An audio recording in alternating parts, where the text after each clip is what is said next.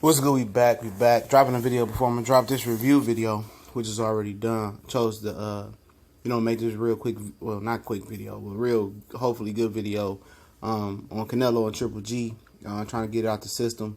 Next week, I believe we have some fights coming up. Jesse Hart, Gilberto Ramirez, as well. I do that prediction video. Maybe a World Boxing Super Series tournament as well fight. I'm not sure on that, but I'd like to speak on a couple topics right here.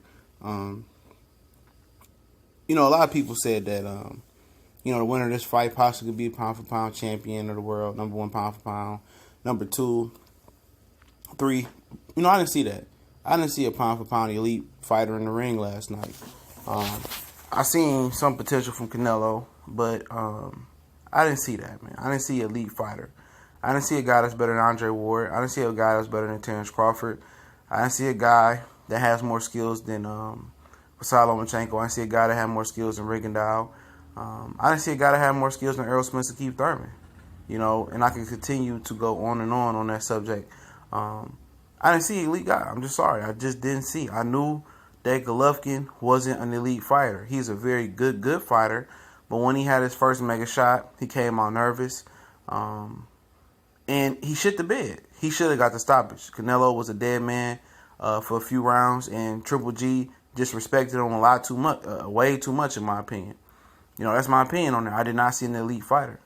And people are like, oh, they are elite fighters. They are elite fighters. I'm not saying even the guys that I name are the most superior elite fighters in the world. But I like them better than them. I like their skill sets better than Golovkin and Canelo Alvarez.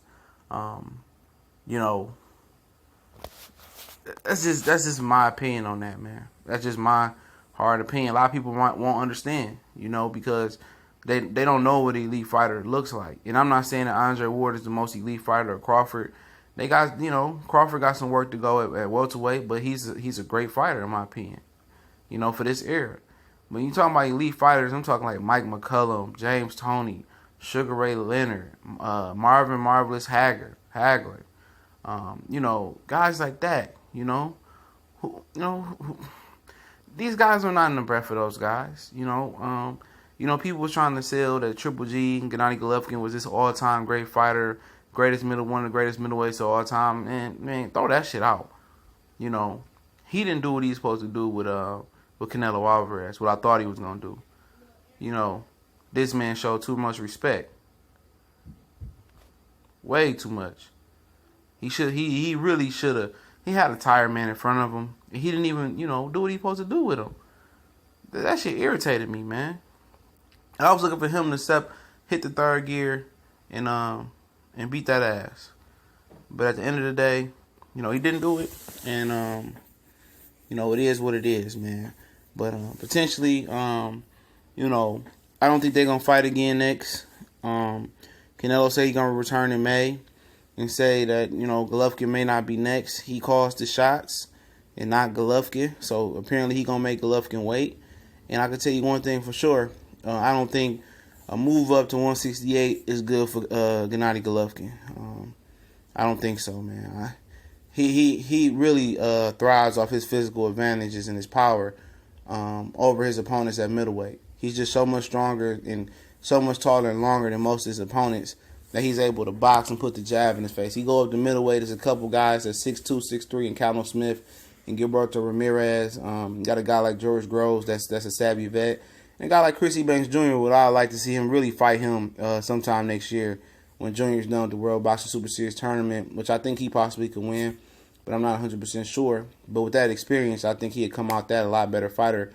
And I would love to see Eubanks Jr. versus Golovkin. That's the fight that I really want to see. And I'll talk about that tomorrow. I'll talk about it right now. Let's talk about, got some time. Who these guys should fight next. If I had my wish list, I would love to see Golovkin fight Eubanks Jr. next, man. It's clear that Billy Joe Saunders ain't going to want to unify with Golovkin, because he's trying to call out Amir Khan after he seen last night in his performance. He ain't going to do that, So Golovkin going to be sitting there waiting for a Canelo or Billy Joe Saunders match. And in the meantime, Jamal Charlo is actually his mandatory. And his coach already said it was Sanchez. They're not looking to fight him. They said he need to earn his position, which it's not his fault that the WBC gave him Jorge Highland as a mandatory. He did that. He's your number one. Fight him. And I think Charlo will give him a good fight. He's bigger, longer than Triple G and Canelo, and I think he can compete with Triple G. I'm not gonna say that he's gonna beat Triple G because I haven't broke down enough film to even speak on that. But for me, I think Triple G should try to fight Chris Eubanks Jr. sometime next year. Take some time off. You make some good money. Hopefully, the pay-per-view did good. Relax. Heal up. Wait for Eubanks Jr. to see if he wins the World Boxing Super Series tournament. You should know if he's gonna win it if he gets past George Groves sometime next year, January, February. I think that fight will be if Groves get past Jamie Cox. So for him, I would like to see him fight Eubanks Jr. and Eubanks Jr. first because I know Billy Joe Saunders not gonna fight him.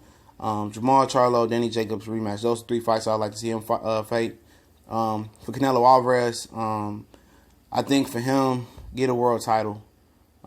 He's the ring belt lineal champion because the Ring magazine is owned by Golden Boy. But for him, it's tough. It's tough. Maybe a David Lemieux fight.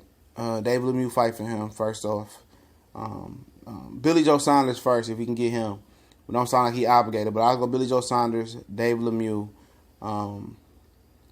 and I guess a Charlo and Danny Jacobs in that order. I think a David Lemieux fight will be good for him. Coming back off a hard fight like that, maybe not so much, but I think for the fanfare, a lot of people high on David Lemieux to kind of, put a barometer up to Triple G. But if not, Billy Joe Saunders would be my number one choice.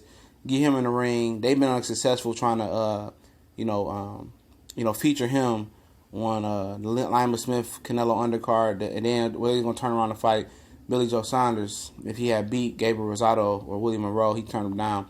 So he's just so hard to get in the ring. But I know they're not gonna fight Charlo, and they're not gonna look to fight Danny Jacobs. So David Lemieux is the only choice because Miguel Cotto's retiring as of December. Could they go to the UK and find somebody like I don't know the guy's name.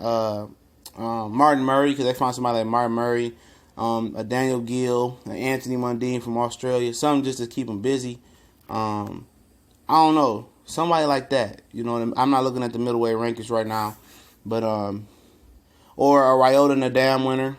That's the IBF. They hold the regular WBA, Robert Brandon's moved up. So, for him, I think David Lemieux makes sense, or the Ryota Nadam winner at some point would make sense. But I know he's not going to fight Danny Jacobs. I can tell you that right now. He's not going to fight Jamal Charlo. I'll tell you that right now. And, it is what it is. But we'll see what those guys do. We gone.